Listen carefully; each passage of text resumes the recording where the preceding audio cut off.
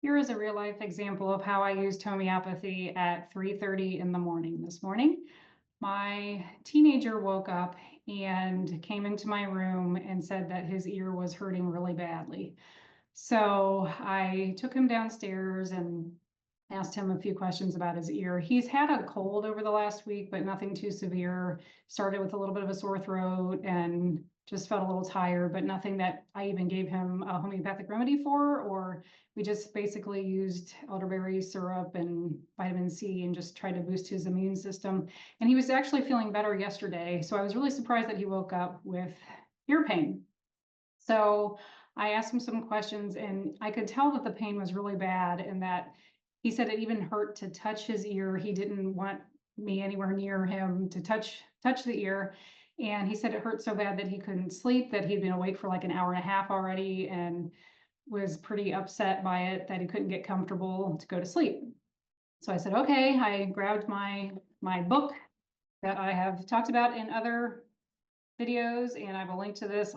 There's a page on ear infections, ear pain. So I opened it up. I had him read through. I said, do any of these seem to fit? And he's like, I'm not sure. So I kind of went through some things with him. And after studying homeopathy for a long time, the first thing that came to my mind was that he had a cold leading up to this. So I immediately thought of pulsatilla, because pulsatilla tends to follow a cold and it has a lot of pain, obviously ear pain, and it can feel like a balloon in your ear that's kind of like expanding, like the pressure kind of goes outward. And the person is weepy. And I asked him, I'm like, do you feel weepy or sad? He's like, I actually cried like before I came in your room. And I'm like, okay, so that seemed like a good enough fit for me. So I gave him some pulsatilla and sat with him on the couch. We watched some YouTube at 3:30 in the morning, and he was not doing any better. And I could tell that he was really kind of restless, trying to get comfortable, couldn't go to sleep. And so after like 30 minutes, I was kind of thinking, that probably wasn't the best fit. But with homeopathy, if you give the wrong remedy or one that's not quite the right match, it can either change your symptoms just slightly to highlight something you didn't notice before, or it just doesn't do anything at all. So I started asking some more questions. The not wanting to be touched, or even him touching his ear, was very prominent to me. And obviously it was worse at night because he had no signs of it for days before. He said it wasn't hurting at all, and it just woke him up in the night. And one thing, the pain is really bad with this next remedy. It's like an intolerable pain. So the remedy is chamomilla, which I have talked about with teething. And with these babies, they want to be held. They're really like, they don't want to be touched really, but they want to be held and rocked and carried. And that is their disposition, is the only way that they can be somewhat satiated as if they're being carried. So obviously my teenager does not want to be carried. And I kind of jokingly was like, do you want to be carried? He's like, no. But a lot of the other things fit, like the intolerable pain and worse at night and can't touch it, doesn't want to touch it. So I gave him a dose of chamomilla and I went back to bed. I asked if he was okay, and he's like, no, it still hurts. I mean, obviously I had just given it to him. So he was just going to watch some TV and try to go to sleep. So I said, I'll be upstairs if you need me, come get me if it gets worse or anything. So I went to sleep. It's probably close to 5. And when I woke up, he was asleep on the couch. So that was a good sign to me, because anytime that you fall asleep after taking a remedy, that is a good indication that it's helping. And obviously he was in so much pain he couldn't sleep, and he had been trying for hours.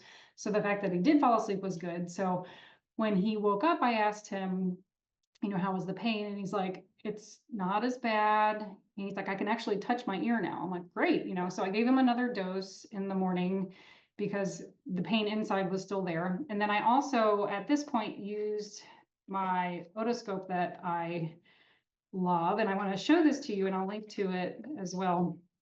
But this is great. And I don't use this to diagnose, but sometimes it's just good to get a picture of the ear. So it is a video camera that takes pictures. So it's also really good because you can take a picture of it and send it to your doctor, or if you're doing telehealth and you know, whatever form of medicine that you're using and you want to share it with your practitioner, this is really awesome to do that. So I'm just going to put it in my ear and I will show you what my beautiful inside of my ear looks like. Okay, so I'm going to hold it up. And it's not showing. Okay, you can't really see it very well because it's focusing on me. Okay, there you go. So that's the inside of my ear right now.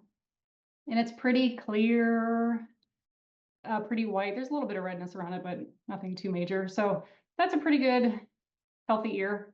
So I can take pictures of the ear and then kind of document myself and see, okay, I'm giving this remedy and this is what his ear looks like at the beginning, and then kind of see it progress. And I've also used it when I have needed to send it to his doctor, and, you know, so they can, obviously they're trained and they know what they're looking at much better than I do, but I kind of use it just as a tool. Again, not self-diagnosing, but just using it as a tool. And that's very helpful. And it's also good, like I like to show them what the inside of their ear looks like, and it's a good teaching opportunity too. So obviously last night it was hurting so bad that I thought about looking at it, but I'm like, he can't even touch his earlobe, like it hurts so bad. So I wasn't going to make it worse by looking inside. Obviously I knew that it hurt. So I gave him a dose at, you know, 4 in the morning, and then when he woke up, and then I gave another one about an hour ago. So he's back to the point where he's feeling pretty good. He says it still hurts a little bit inside, feels a little stuffed, clogged. So what I will do now is just watch and wait. So I don't want to give the remedy too often because the remedy is just stimulating your body to heal. So if it's already in the process of healing, then I'm not going to give another stimulus because I don't want things to go backwards. So I'm just going to watch and wait today. If he's finding that the pain is getting worse or it's stuck, I can try giving another dose. And if we find that, okay, this remedy is not doing anything anymore, then we move on to the next one. Or if I'm feeling like I don't know what to do for him, I will contact my homeopath, who is a doctor, and get the advice of someone who's more well-trained. But this can just help. Like I said, it was in the middle of the night, so I wanted to be able to help him get to sleep, obviously. So, you know, grabbed my handy dandy kit, which I will also link to. And a lot of these common remedies are in there. So there's a lot more remedies for ear infections. These are just the 2 that I tried based on his symptoms, and depending on the severity of it or whatever, like what you need to do, obviously that's your call. And I recommend getting a professional involved anytime that you need it. And if it's severe enough, Homeopathy 24/7 is a great resource for any time of day. They have homeopaths around the world that are available so that they can help you, you know, figure out what's going on, suggest a remedy. And if you have your kit, you'll have it available so that you can, you know, try and they'll work with you for up to a week for an acute illness. So that's really awesome.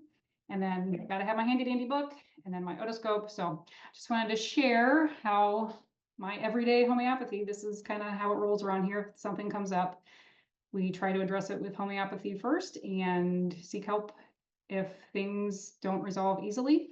One other thing is that when you use homeopathy for something like an ear infection, it oftentimes helps not to get one again. So we haven't had an ear infection, I don't even remember, like it's been a really long time, because usually once you help your body stimulate itself to get over it itself, then it knows what to do the next time that instance arises. If you're finding that your child or you are having chronic ear infections and they keep returning, even if you're, you know, using remedy and then it comes back again, seek a professional, seek a trained homeopath who can help deal with the chronic issue, because if the chronic issue is helped, then the instance of ear infections will go down.